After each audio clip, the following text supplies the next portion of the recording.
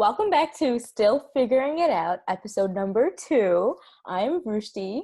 I'm Aratrika, and in this episode, we're going to be talking about Indian American experiences, specifically fitting into foreign culture and stereotypes that are connected with that.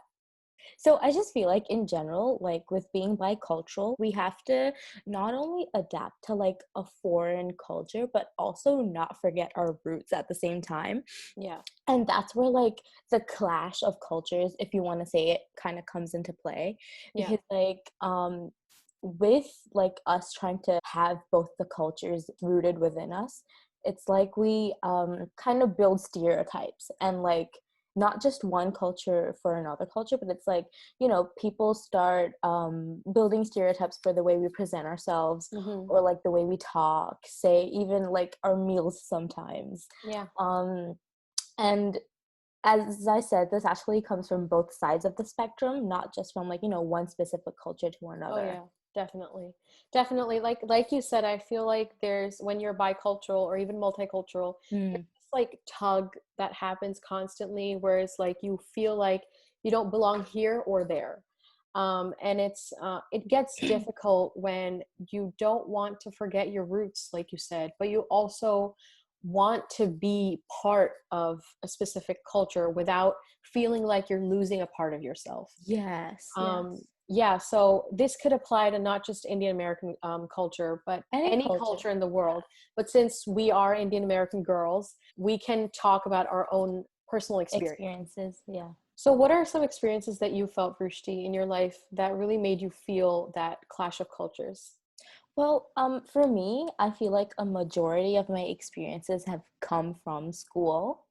Um, but like, for instance, I used to, bring Indian food for lunch, and I was always questioned about it. Like, oh, like, what are you bringing? This was just really fun, but I used to go to like a daycare center, and so over there it was like, all foreign culture, like not many Indians like me.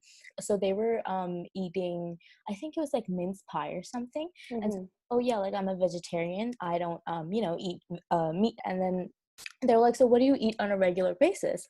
And I was like, usually I eat like rotis or veggies, we call them like shak, right? So I was like, oh, I eat shak. And they were like, do you eat the eyes too? Like, they thought of it as like the animal shark. Oh, And okay. I found that really funny, actually. Like, Yeah, right. Yeah, but because, oh, and I didn't plus, even like, think of like sharks until you said it. Yeah. no, it was because I think it was the accent. So like, Right. So yeah, this I was think the based accent in played a part in it too, because I was like, oh, I eat shark.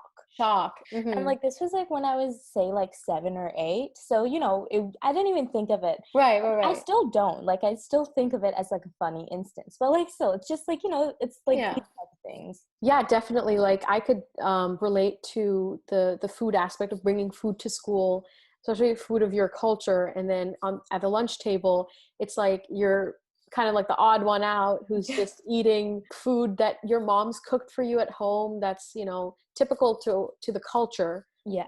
that you're from, and it's not the same as the food that, say, your peers are eating because it's from the school cafeteria.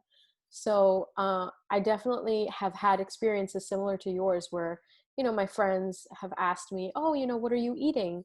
And you kind of feel like you're in a position at that point where it's awkward to try to make them understand because they can't relate to you, and Yeah, it's okay, it's not their fault that they can't. exactly. It's just the cultures are different, and so the food is And gonna. they're not experienced to that level, Right. or that cultural level. Right. Yeah. So I feel like for anyone who doesn't know about a culture, the first instinct that we have is to judge, and that's not anyone's fault. When you don't know about something and you're ignorant about it, the first reaction is to judge, whether it's out loud or even in your head. Hmm. It just happens. And Yeah. I guess it's not right for children to go through that because when they feel judged, it becomes ingrained in their system that they're Because different. of the, yeah, exactly.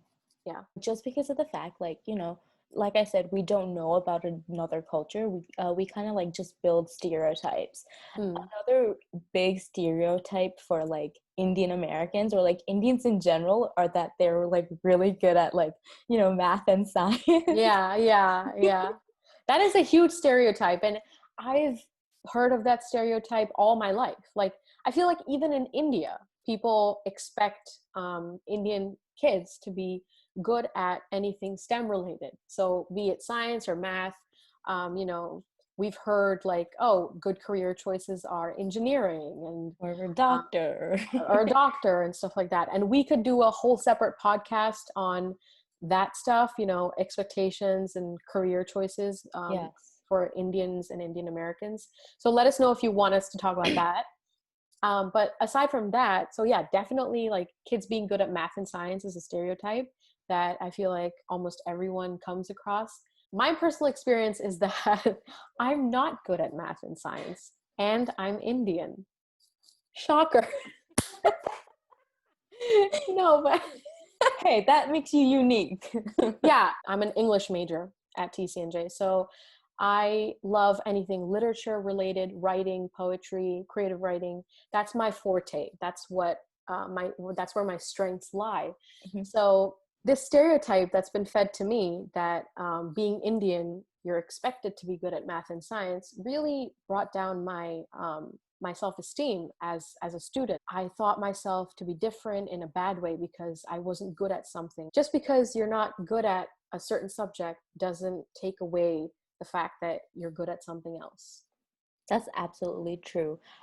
This stereotype actually kind of fits for me because I am like, I'm majoring in computer Like science. two sides of the spectrum. Yeah, exactly. But at the same time, math, science, be it grades, anything, like, we're just expected to achieve like higher potentials.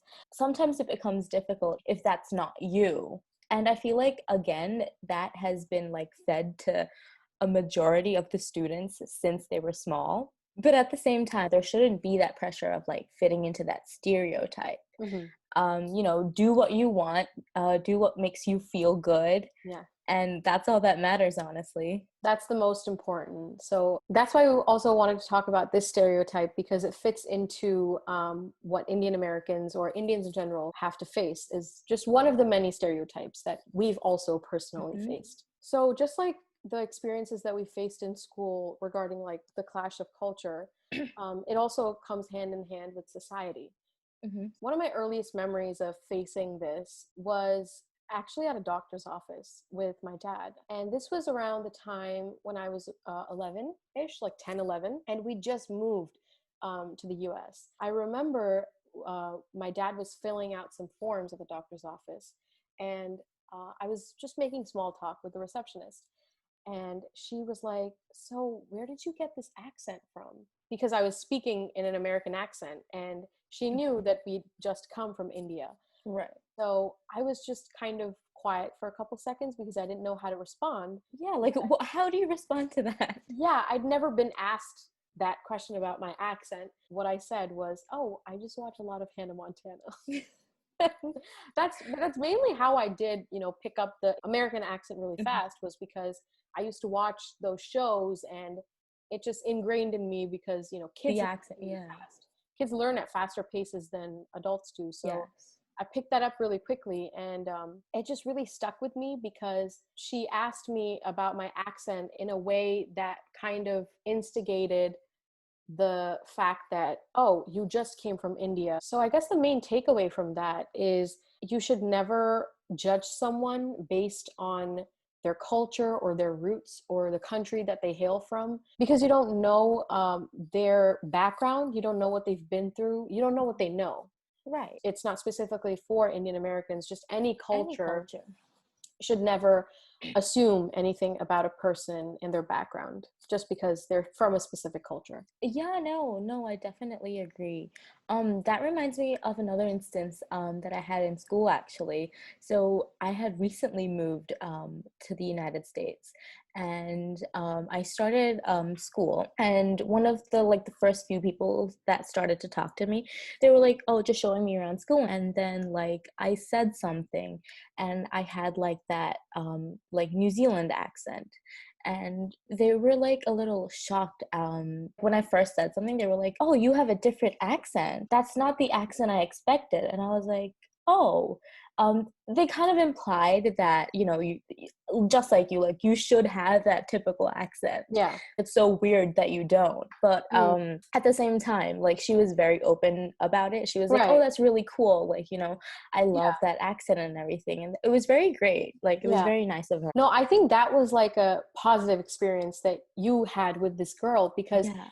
the way that she was approaching it was that, oh, I didn't expect that, but that's so cool. I feel like Right. that's the mentality of, oh, I want to learn more about you, instead of being like, I guess, degrading a person based on their accent or Or the way they look. the way they look. Yeah, it could be anything.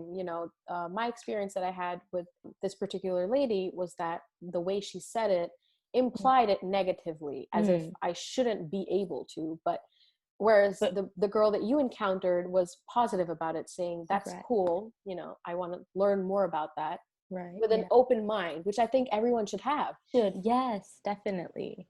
And I just feel like, if you ever do come across any of these stereotypes or any other type of stereotypes regarding your culture, and just like we said, this could apply to any culture, not just Indian. I feel like, we shouldn't be ashamed of who we are, or like, feel like we're different. Rather, I'd say we are unique. We have something that someone else doesn't have. We should embrace it and not like shy away from it. It makes you who you are.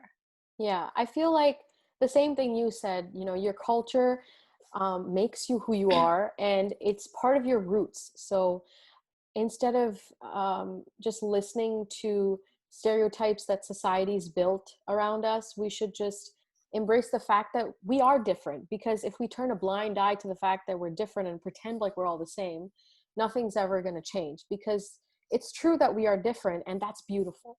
That's Yes. amazing that we're different, because we bring different things to the table, and we have so much to learn from each other. And that's why you don't need to assimilate and fit into one culture, because it's amazing that you get to be part of multiple cultures. Like they say, you get to be part of something that's big or bigger Right. than you. Right. It's so much bigger than just us. And I just want to close by saying, don't ever let anyone make you feel like one culture is superior or inferior than another. Mm. Every culture is the same amount of beautiful and fascinating, and we have so much to learn from each other. So there's nothing like someone's superior or inferior than someone else. No, yeah, for sure. So if you guys like today's podcast, give us a thumbs up, subscribe, press the bell notifications, and we'll see you in the next one. Bye. Bye.